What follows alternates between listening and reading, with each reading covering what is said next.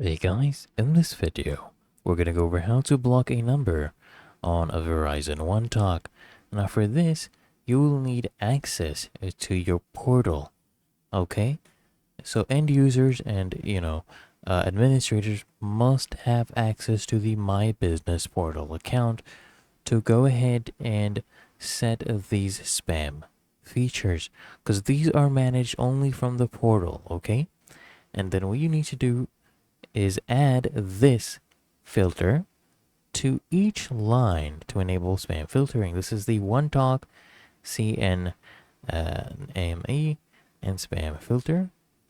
So there's two options that are available. So we have the administrators where they can edit line features and My Business, and then you go to One Talk portal and add this feature. And what we can do is call the Verizon customer care this number and request this feature to be added to the lines. Okay, and once this feature has been added to the lines, guys, they'll provide you instructions on accessing the One Talk administrator portal.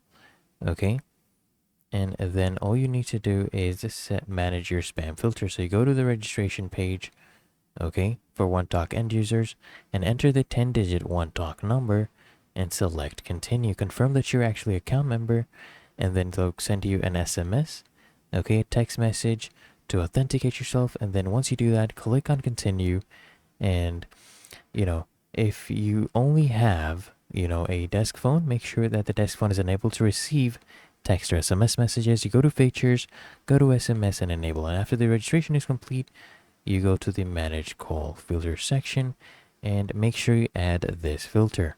But otherwise, it's really that easy and simple. So I hope this guide provided value to you. And if it did, consider smashing that like button, as well as subscribing to frequently asked questions. And I'll see you in the next one.